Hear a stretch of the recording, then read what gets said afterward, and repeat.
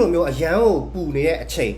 အရန်ကိုပူပြင်းလွန်းတဲ့နေရာဒီမှာကျွန်တော်ခန္ဓာကိုယ်ကမခံနိုင်တဲ့အခါကျရင်ယောဂတွေပေါ်လာတဲ့အဲ့တော့ဒီဗီဒီယိုမှာတော့ကျွန်တော်ဒီအဖြစ်များတဲ့ယောဂတွေနဲ့သူတို့ကိုဘယ်လိုကုသရမလဲဆိုတာကိုကျွန်တော်ပြောပြပေးမယ်ရာသီဥတုကအရန်ကိုပူပြင်းတဲ့အခါကျရင်ကျွန်တော်လေဖြတ်သွားတဲ့အထိတောင်ဖြစ်သွားတတ်တယ်တချို့တွေဆိုရင်ကားထဲကနေပြီးတော့အပြင်ကိုထွက်ပြီးတော့ခြေလမ်းချလိုက်တဲ့အချိန်မှာရုတ်တရက်မူးမေ့လဲကြောက်သွားတယ်ဆေးရုံရောက်သွားတယ်တတိလက်သွားတယ်ဆိုတာကအပူချိန်အပြောင်းအလဲအရမ်းမြန်တဲ့အချိန်မှာခန္ဓာကိုယ်ထဲမှာရှိတဲ့တွေးတွေစုပွက်ပြီးတော့အုံနောက်ကိုတွားပြီးတော့ရောင်စီနိုင်တယ်ပေါ့နော်အဲ့ဒီကနေတစ်ဆင့်ဒါတတိလက်သွားတဲ့ဖြစ်သွားတတ်တယ်ပေါ့နော်အဲ့ဒါကြောင့်မလို့ကျွန်တော်တို့ကဒီလိုအချိန်ကာလမှာအဖြစ်များတတ်တဲ့ယောဂတွေကိုတည်ထားဖို့လိုပါတယ်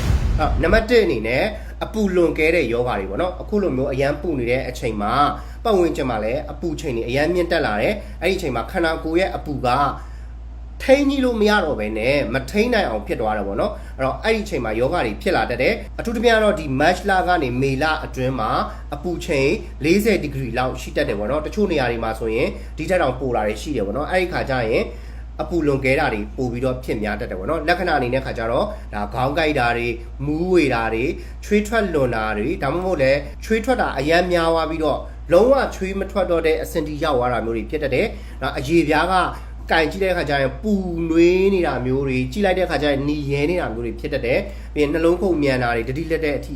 ဒါမျိုးတွေဖြစ်သွားတတ်တယ်ပေါ့နော်အဲ့တော့လေဖြတ်တဲ့အထိဖြစ်သွားတတ်တယ်ပေါ့နော်ဒါကနွေရာသီမှာဖြစ်များတဲ့အပူလွန်ကဲတဲ့ယောဂတွေရဲ့လက္ခဏာတွေကိုပြောပြထားတာပေါ့နော်ကုသတဲ့နည်းလမ်းကိုလည်းကျွန်တော်နောက်ပိုင်းမှာဆက်ပြီးတော့ပြောဖို့ရှိပါတယ်နောက်နံပါတ်1ကတော့ဝမ်းပြက်ဝမ်းလျှော်ယောဂတွေပေါ့နော်ဒီနွေရာသီမှာရေတွေကအရန်ရှားတဲ့အတွက်ကြောင့်မလို့ရှိတဲ့ရေကိုပဲတုံးရတယ်မတန့်ရှင်းတဲ့ရေတွေကိုပို့ပြီးတော့အသုံးပြုဖြစ်တဲ့အတွက်ကြောင့်မလို့ဒီရေတွေကိုအသုံးပြုမယ်တောင်းမယ်ဆိုရင်ဝမ်းပြက်ဝမ်းလျှော်ယောဂတွေကပို့ပြီးတော့အဖြစ်များပါတယ်မတန့်ရှင်းတဲ့ရေနဲ့အစားတောက်တွေကနေတစ်ဆင့်ကူးဆက်နိုင်တယ်ပေါ့နော်အဲ့တော့လက္ခဏာအနေနဲ့ခါကြတော့ဝမ်းရည်ကြဲကြဲတွေအများကြီးသွားတာမျိုးတွေဖြစ်မယ်ဘိုင်းအောင်တာတွေဖြစ်မယ်အန်တာတွေဖြစ်မယ်ကိုပူတာတွေဖြားတတ်တာတွေဖြစ်တတ်တယ်အဲ့တော့နံပါတ်2အချက်ကတော့ရာသီဥတုအရန်ပူလာတဲ့အချိန်မှာဝမ်းပြက်ဝမ်းလျှော်ယောဂပို့ပြီးတော့အဖြစ်များတတ်တယ်ပို့ပြီးတော့ဆိုးတတ်ပါတယ်နောက်နံပါတ်3ကတော့အရေပြားယောဂတွေဖြစ်များတတ်တယ်ရာသီဥတုအရန်ပူလာတဲ့အချိန်ခါကျရင်ခန္ဓာကိုယ်ကချွေးထွက်တာအရန်များတယ်နေလောင်မယ်ဆက်တဲ့အရေပြားယောဂတွေဖြစ်လာတတ်တယ်ပေါ့နော်အဲ့တော့လက္ခဏာအနေနဲ့ခါကျတော့နေလောင်တဲ့ခါကျရင်အရေပြားနီရဲပြီးတော့ကင်ကြည့်တဲ့ခါကျရင်ပူနေမယ်တွားထိလိုက်တဲ့ခါကျရင်လည်းနာနေတာမျိုးတွေဖြစ်မယ်တခါလေကျရင်လည်းဒါအပူဖုတွေရေကြီးဖုတွေထွက်လာတာမျိုးထိတောင်ဖြစ်သွားတတ်တယ်